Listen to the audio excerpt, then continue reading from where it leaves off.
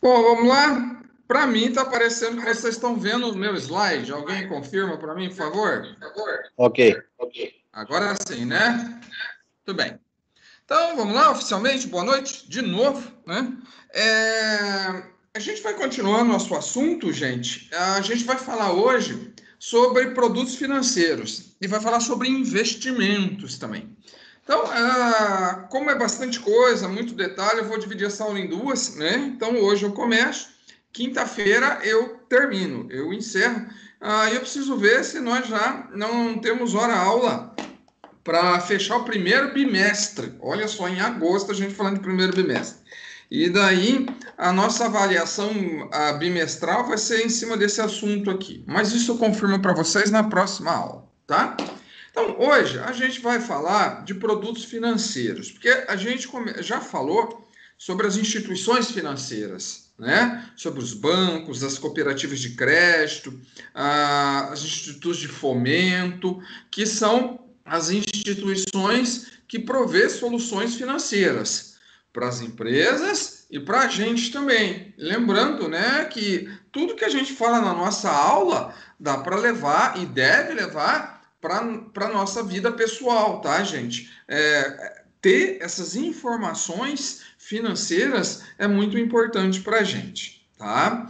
Então, hoje, a gente vai usar um livro do Asaf Neto, professor da USP, né? Esse livro é uma referência aí também em gestão financeira, e esse livro de fundamentos da administração financeira. Não vou usar o Gitman hoje, porque óbvio, né? O Asaf fala mais sobre a realidade brasileira, que é isso que nos interessa, tá? A gente já falou sobre as instituições financeiras. Quando a gente fala de instituição financeira, não é só banco. Esses bancões que a gente conhece aí, né? Banco do Brasil, Bradesco, Itaú, Caixa. Tem mais coisa envolvida, né? Não são só estas as instituições financeiras. Tem as cooperativas de crédito, como Sicob, Sicredi, a Fomento Paraná, daí, né, as coisas de fomento, BRDE, BNDES. Então, todas essas instituições fazem parte do mercado financeiro. E como a gente já viu, como eu falei, a essência da atividade das instituições financeiras é captar recursos em uma ponta, junto a agentes superavitários, e emprestar a agentes deficitários. A obtenção de lucro por parte da instituição financeira nesse processo chama-se spread bancário. Como assim, professor? O que é esse spread bancário? Vamos imaginar o seguinte: pega esse cara aqui, que está na minha esquerda, jogando golfe, né? Então, ele está jogando golfe porque a gente já imagina que ele tem tempo ocioso, ele já está com a vida ganha, tem dinheiro, né? Vamos imaginar que ele é um cara rico. Então, aqui ele chama de agente superavitário. Isso quer dizer o quê? Que ele ganha mais do que gasta. Então, ele consegue fazer uma poupança. Poupança não, ele consegue ter uma sobra e esta sobra ele aplica.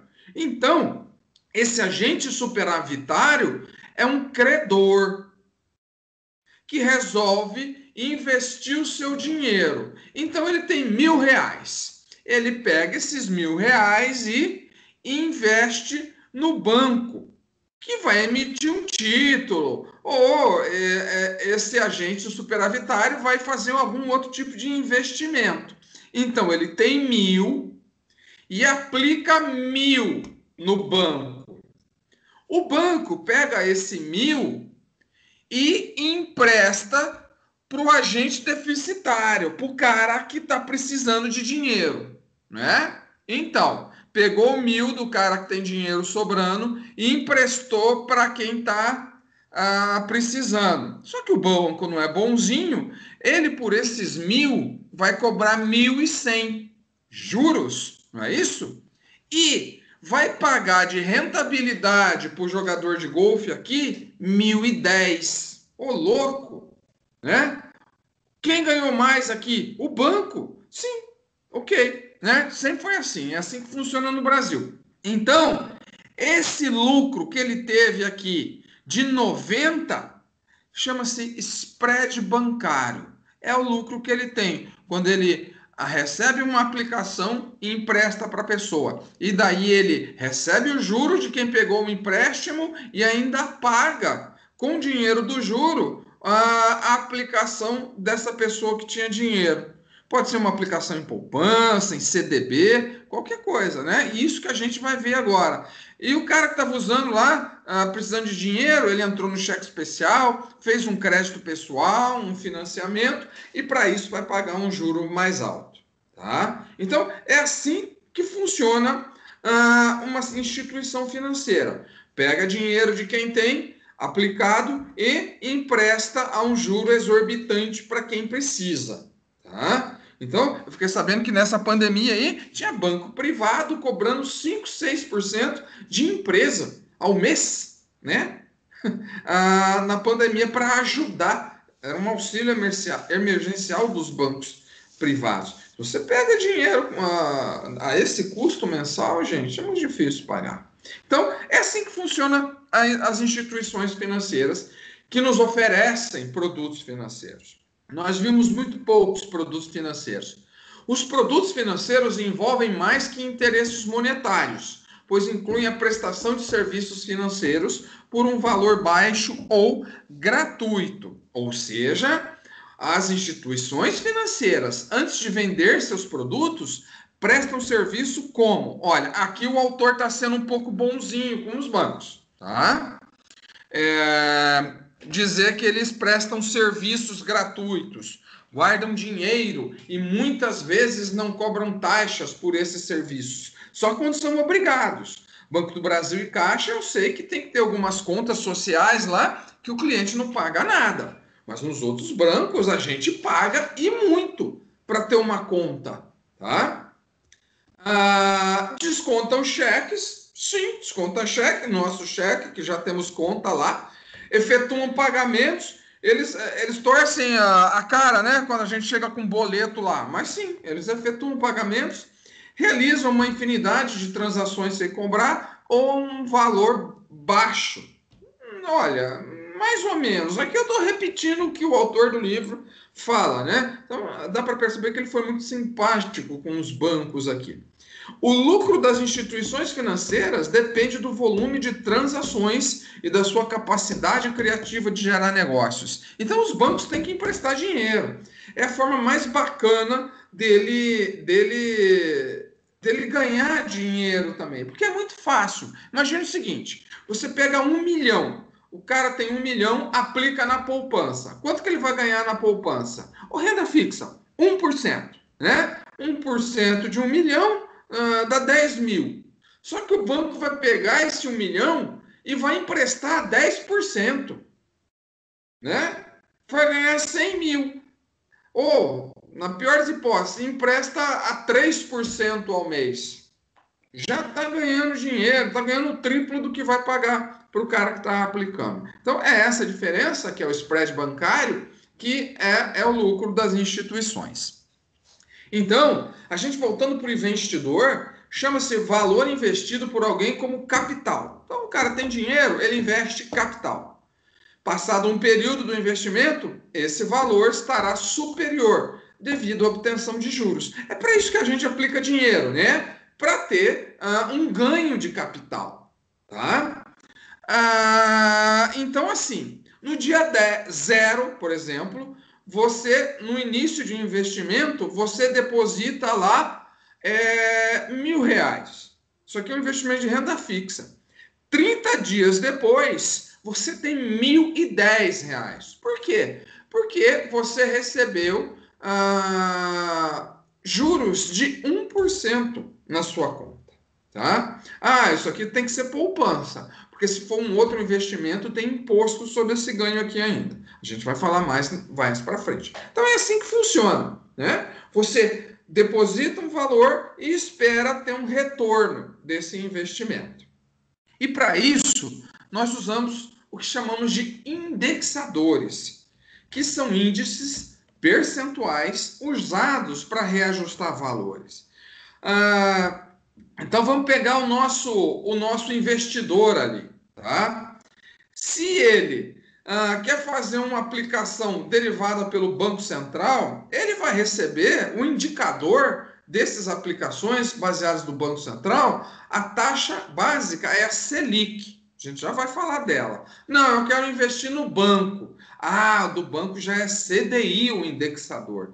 Eu quero investir numa empresa, tem umas empresas bombando aí, o povo tá bebendo pra caramba, eu vou comprar a ação da Ambev, né? Então, você já vai comprar ações da Ambev, sabendo que essa rentabilidade é variável, mas vai ter um indexador que é o do Ibovespa, tá? Então, sempre quando a gente fizer uma aplicação, um investimento, sempre vai ser aplicado um percentual para reajustar os valores, tá? Então, esse percentual a gente chama de indexador. E para cada entidade que a gente aplica, existe um indexador diferente, tá? Existem diferentes tipos de indexadores. A gente vai falar brevemente sobre os principais. Então, apareceu aqui, por exemplo, ele que quis investir no banco. Rentabilidade é uma porcentagem do CDI. O que é o CDI? CDI é calculado pela CETIP com base na média diária dos depósitos interfinanceiros. Serve de indexador para várias operações de mercado, o CDI, tá? Então, o próprio mercado controla os depósitos nos bancos. Então, se tem muito depósito, quer dizer que está sobrando dinheiro, a taxa baixa. Se tem pouco depósito, está faltando dinheiro, a taxa aumenta, tá? Então, o CDI funciona dessa forma.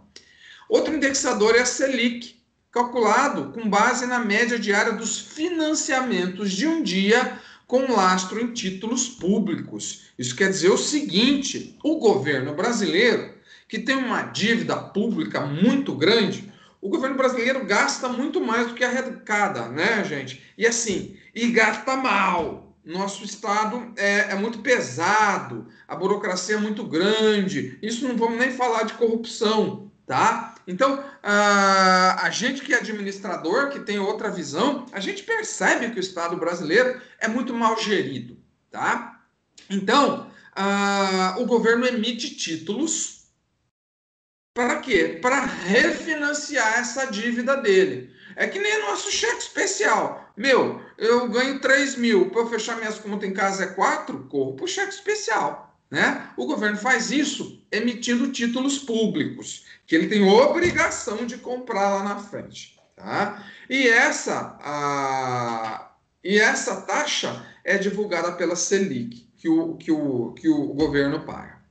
E daí, nós temos 2 índices de inflação no Brasil. É óbvio, se eu vou querer fazer uma aplicação, eu vou, pelo menos, querer ganhar da inflação, né? Inflação no Brasil deve estar entre 3% e 4%. Não vou fazer um investimento que renda menos que isso. Então, eu tenho que ter um investimento que pelo menos seja maior do que a inflação. E como eu sei qual foi a inflação no Brasil? Muito bem. A inflação oficial do Brasil é medido pelo IPCA. Ele é medido mensalmente pelo IBGE e foi criado com o objetivo de oferecer a variação dos preços no comércio para o público final.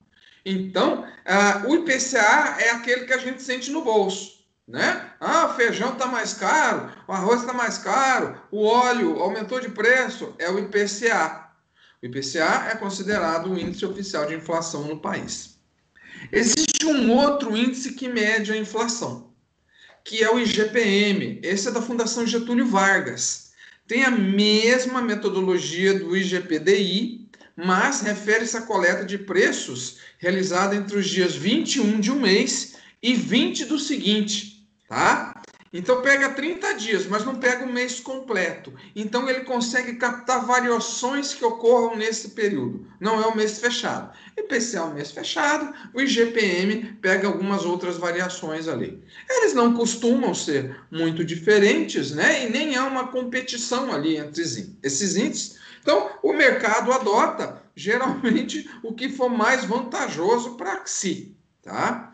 E o autor diz aqui: os índices de inflação são importantes no cálculo da rentabilidade por parte da remuneração obtidas com CDI, Selic ou Ibovespa, que são os principais indexadores. É corroída pela perda de valor da moeda, né? Inflação. E daí tem um outro índice, que é o Ibovespa. O Ibovespa é um índice que representa a valorização ou desvalorização conjunta das principais ações de empresas do mercado brasileiro. Então, o Ibovespa é um índice, tem lá as 100 principais empresas na Bolsa de Valores do Brasil. Então, diariamente, ou a cada minuto, a cada hora, a Ibovespa divulga como está esse índice que acompanha o ciclo de aumento e queda das ações no mercado brasileiro, né? Então, e no final do dia, hoje a bolsa, o índice Ibovespa fechou em queda de 3%. Isso quer dizer que as principais bolsas as principais ações negociadas na Bolsa de Valores tiveram uma queda de 3%. Então, é uma média, é um índice que se usa para ter uma noção de como está o mercado de ações. Muito bem. Ok? Então, esses são os indexadores que a gente utiliza na gestão financeira, na gestão de mercado, e que são aplicados para a gente aí. Então, é bom a gente entender como que funciona isso, né? Então, a gente, como administrador, a gente tem que estar ligado o quanto que está o IPCA, como é que está o índice Bovespa. Se eu for fazer aqui, ele dá um exemplo, um investimento que tem a rentabilidade CDI de 10%, ele vai ser corroído pela inflação de 6%, que é a inflação anual. Não é? CDI está pagando 10% ao ano, beleza. Mas não esqueça que em cima disso tem a inflação que você tem que descontar, né? Então você sabe que sobra ali mais ou menos 4% e ainda tem impostos, que a gente vai falar um pouco mais para frente. Então, os principais indicadores do mercado brasileiro são esses aqui. Indicadores, de novo, indexadores, são índices percentuais para reajustar valores. Por exemplo, aluguel. Aluguel é pelo IGPM ou IPCA. Então, quando vocês forem fazer lá um contrato de aluguel, vai ser usado um desses dois índices. Após 12 meses, vê qual foi o IPCA do período e aplica-se um reajuste. Para isso serve indexador. Muito bem. Sabendo disso, a gente passa a ver quais são os principais produtos de investimento. Muito bem, professor. Você já falou ali, né? Quais são os indexadores, como é que funciona, da onde vem, para onde vai. Tá, como isso me afeta? Muito bem. Nós mostramos os investimentos por tipo de emissor, né? A gente vai ver aqui os principais investimentos disponíveis no mercado brasileiro, gente. Isso é importante para a empresa, isso é importante para vocês. Repito. Então, eu vou mostrar separadinho aqui quais os investimentos que cada emissor possui. Assim, é possível visualizar cada produto de investimento conforme o destino dos recursos que o investidor aporta, como ele vai ser utilizado. Então, nós temos 6 produtos de investimentos básicos. Então, nós temos os investimentos oferecidos pelos bancos. Os bancos são os tradicionais produtos de investimento comercializados por eles. Como? O que o banco oferece de investimento para a gente? Poupança, título de capitalização, CDB, RDB, LCI, LCA, DPGE e letra financeira. A gente vai ver esses daí, né? Também nós temos produtos de investimento elaborados pelo governo federal, que são títulos públicos lançados pelo governo federal e comercializados pelo Banco Central. Então, o governo emite, o Banco Central comercializa. São letras do Tesouro, basicamente, que a gente chama, que a gente vai ver mais para frente. Existem produtos de investimentos corporativos, que são, isso a gente já viu, os títulos emitidos por empresas, como as ações, as debêntures e os commercial papers. Existem os produtos de investimento coletivos, são os investimentos feitos por um grande conjunto de investidores que aportam recursos em um fundo, o qual é gerido por uma instituição financeira. Fundos de investimento, PGBL, VGBL. Então, se você pegar grandes empresas estatais, por exemplo, eles têm o seu fundo... Nossa, fugiu a memória agora. Eles têm seus fundos de investimento próprios. Então, os funcionários da Petrobras têm uma caixa de assistência chamada CACI, que todo mês é descontado um percentual do salário dos funcionários da Petrobras. Esse dinheiro vai para a CACI e a CACI investe, sei lá, em ferrovias, portos, aeroportos, alguma coisa que dê segurança para o trabalhador da Petrobras. Muito bem. Existem ainda os tipos de investimento que a gente chama de derivativos. São investimentos que derivam de outros investimentos, tá? Sua remuneração se baseia na variação de preços dos produtos, que são bases desses derivativos, como dólar, ações, produtos agrícolas, entre outros, né? São derivativos, opções, termos e contratos futuros. O que é um derivativo? O que é um contrato futuro? A China, por exemplo, faz muito contrato futuro. Eu sei de cooperativas que já tem a produção vendida até 2023 para a China. Isso é um contrato futuro. A China, para se garantir, ela compra a soja da safra de 2023 com preço de agora. Senta com o produtor e fala, eu vou pagar tanto pela sua soja de 2023. O produtor fala, não, eu quero tanto. Então, assim, não interessa quanto vai estar em 2023. O valor acertado agora é o valor que vai ser pago lá. Isso é contrato futuro, tá? Eu usei o exemplo da soja. Você pode fazer isso com o que for. Olha lá, dólar. Mas imagine, gente, tem que ter muito sangue frio, né? Para fazer uma aplicação em dólar nesse sentido. Existem outros produtos de investimento, né? Como imóveis. Mas, professor, é bom comprar imóvel? Então, né? Vai de cada um. Câmbio, commodities e por aí vai. Então, é importante que vocês percebam isso. Nós temos os indexadores e a partir desses indexadores nós temos possibilidades de investimento. E essas instituições aqui que eu estou mostrando para vocês oferecem possibilidades de investimento. Muito bem. Então, agora a gente vai ver que investimentos são esses. Os principais produtos de investimentos emitidos por bancos são bastante. A poupança. Como funciona a poupança?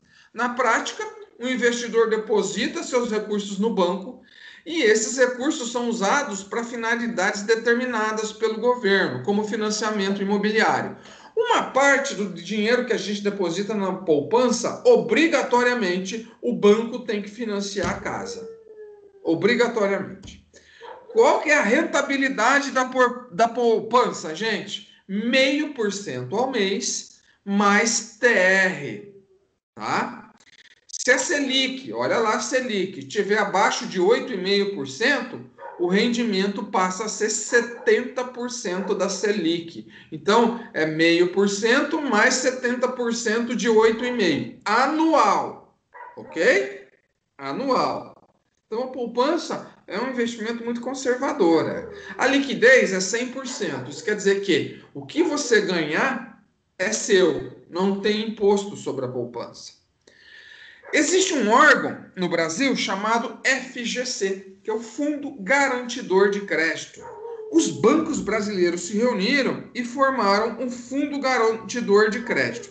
Esse fundo faz o quê? Ele garante que mesmo se um banco quebrar, os outros bancos vão lá e garantem uma parcela do que você investiu na poupança, por exemplo. Então, assim, você investe o dinheiro num banco. O banco quebrou, esse fundo garantidor de crédito, ele paga até 250 mil da sua poupança. Ah, mas eu tinha 1 milhão. Se ferrou, mas não perdeu tudo, né? Então, a poupança, além de tudo, é um pouco mais seguro nisso daí. Existem também títulos emitidos por bancos. O título de capitalização, que é um investimento com rentabilidade reduzida, mas que dá direito à participação em sorteios e prêmios. Quem nunca foi no banco e os caras quiseram oferecer para você um título de capitalização?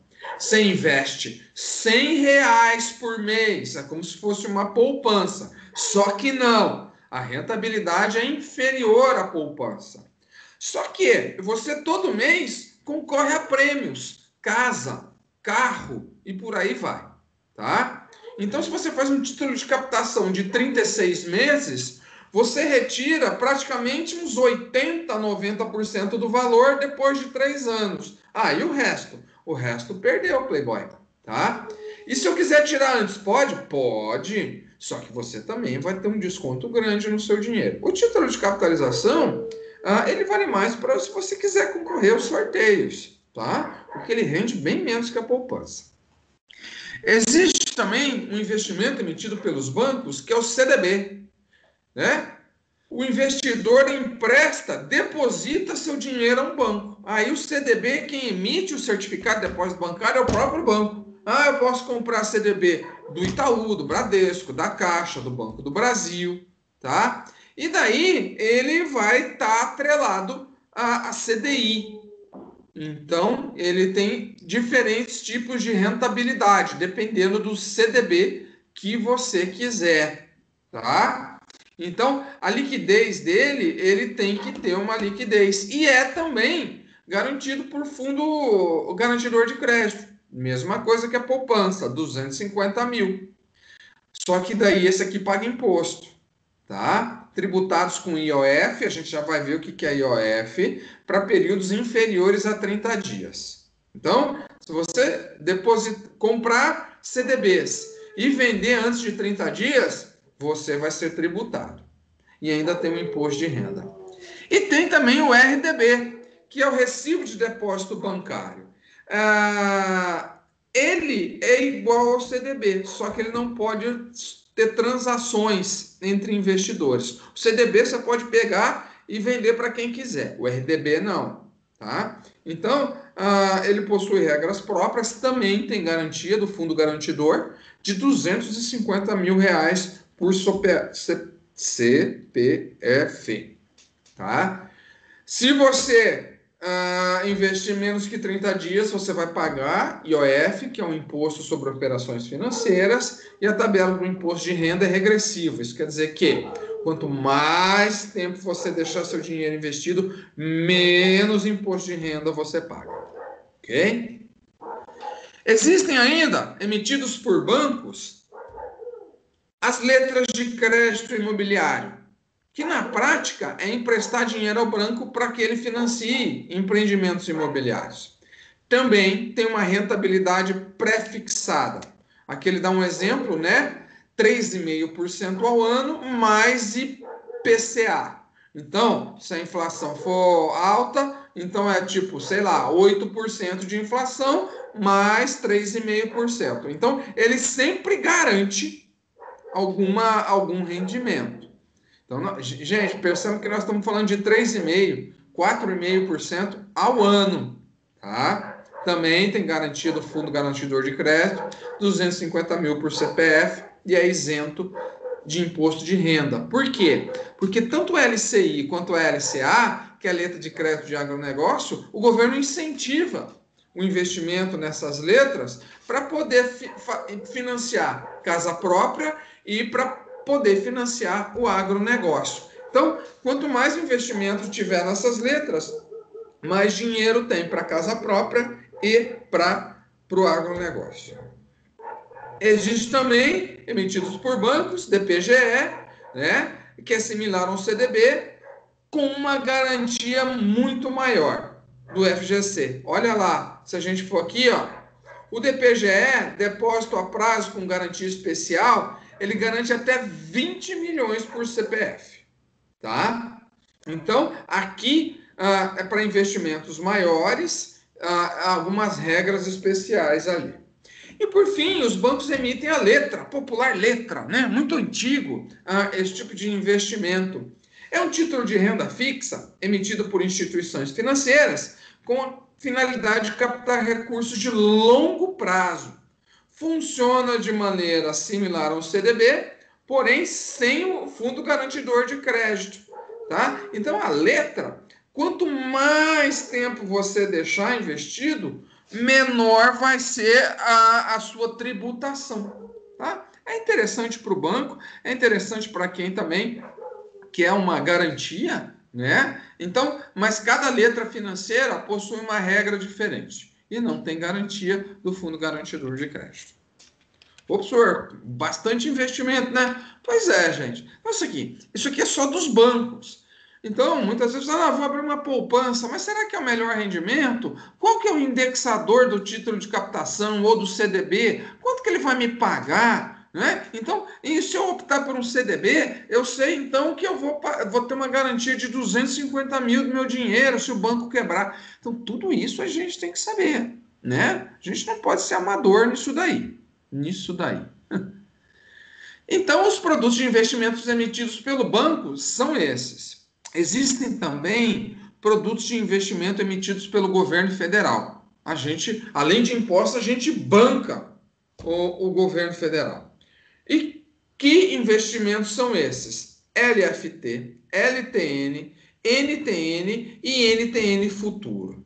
São títulos públicos em que o investidor empresta seu dinheiro ao governo federal em troca de investimentos. Então, cada título público vai ter uma rentabilidade, uma liquidez. Nenhum deles tem garantia do fundo garantidor de crédito, tá? E a tributação também é regressiva. Quanto mais tempo você ficar com o título, menos imposto você paga.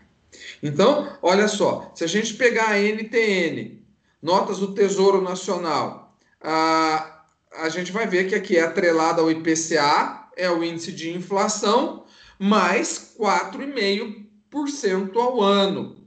Opa, já é melhor que as outras, né? E possui uma liquidez diária, só que não tem garantia do fundo garantidor.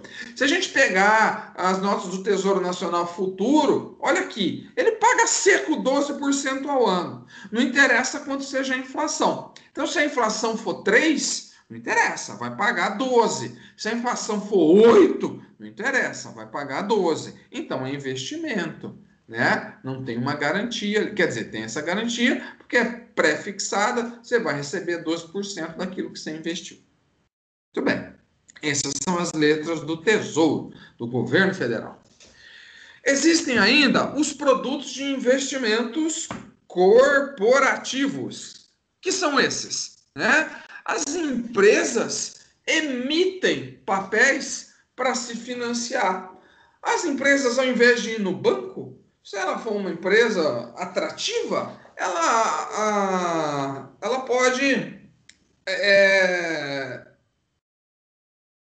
colocar ações no mercado, debêntures, commercial papers, que são notas promissórias na realidade, não é? E a ação, o que é? É uma participação societária na empresa, negociadas na Bolsa de Valores, olha lá, Ibovespa, tá?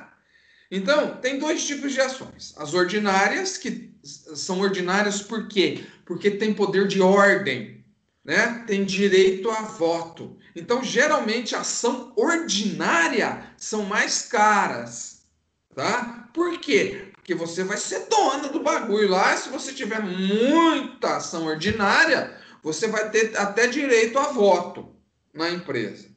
E existem as ações preferenciais. São preferenciais por quê? Porque na hora do lucro, essas ações têm a preferência de receber o dividendo antes dos acionistas ordinários, tá? Olha só. Então, a questão da rentabilidade, pode dar lucro, pode não dar, né? Então, ela valoriza ou desvaloriza diariamente. Então, possui uma liquidez diária, não tem garantia do fundo garantidor de crédito e o imposto de renda é de 15% sobre o lucro. Então, se você comprou ação hoje, negociou daqui uma semana, teve 1.000 de lucro, 15% já é de imposto de renda, que já fica. E se você comprar ação num dia, ter lucro e vender no outro, isso é o day trade em inglês. Significa que você vai pagar 20% de imposto, tá? Você especulou. Existem também as debentures, que são títulos privados. A empresa emite é tipo uma promissória, né? E que você vai lá, compra e ela garante que vai te pagar tantos por cento depois de um ano, né? Isso em debêntures. Os commercial papers, ou notas promissórias, podem ser resgatados depois de 30 dias. Também pagam imposto de renda. Então, são dessas formas que a gente pode investir em corporações, tá? Estados Unidos cresceu muito porque incentivou seus cidadãos a investir em empresas, né? Então é muito comum a gente ver cidadãos comuns americanos ganhando muito dinheiro com o mercado corporativo, que eles chamam, né? Então, são esses tipos de investimento que eles fazem. Aqui, sei lá, nós não temos muitas empresas. Falta inovação para a gente, né? A gente investir numa empresa e ela estourar estourar de se dar bem, né? Daqui um ano e meio. Então, falta inovação. Existem também os principais produtos de investimento, que são os fundos de investimento coletivos. Gente, para não ficar muito cansativo, eu vou dar uma parada aqui, tá? Senão se torna cansativo e a gente não aproveita como aproveitaria. Então, eu vou passar os slides para vocês no Moodle e daí vocês já têm esse material e mais o material da próxima aula. A próxima aula, que extraordinariamente, eu espero que vocês atentem para isso, ela vai começar às 19h45, tá? Eu tenho um compromisso que eu assumi há muito tempo, que ele é inadiável. Mas mesmo assim, para não prejudicar muito vocês e não sair muito do nosso horário de aula, tá? Eu vou começar a nossa aula 15 minutos depois. Mas isso não quer dizer que ela vá muito mais tarde daí também, tá? Então, na próxima quinta-feira, aula às 19h45. Popular 15 para as 8. Beleza? Mas aulinha normal, eu continuo com essa questão sobre os investimentos, tá? Paramos por aqui, né? Para não ficar muito cansativo, falando de índices, dinheiro, forma de vocês ganharem dinheiro, né? Espero que se lembrem do professor quando estiverem ganhando os milhões em aplicações. Lembrem-se de mim lá, tá bem? Deixa eu ver o que vocês estão escrevendo para mim aqui, se estão me xingando ou não. Oh, já estão se despedindo. Eita, não. Professor, temos aula de... Putz, voltou as aulas? Eu não tenho essa informação. As aulas voltaram, então? Voltaram. Então, então ferrou nessas aulas de quinta. Beleza, obrigado, gente. Então, bem lembrado, né? Então, continuamos a nossa aula na segunda. Não sei aonde estarei, em que parte do mundo, né? Hoje aqui de Milão, semana passada foi de Nova York. Vamos ver aonde a gente vai dar continuidade na nossa aula, então, tá? Vou passar o material para vocês no Moodle. Rico. Uhum. E daí a gente volta na próxima semana, normal. Como eu falei para vocês, eu vou ver com o professor Marcos se já deu, pelo menos, para a gente fechar o primeiro bimestre. Se a gente tiver condição de fechar o primeiro bimestre, eu fecho a avaliação com esse assunto aqui, de investimento financeiro. Vocês têm que saber, né? Então, eu vou passar trabalhinho e depois a gente vai fazer a avaliação em cima dele. Tudo bem. Terminei assim, bravo. Vou parar de gravar agora.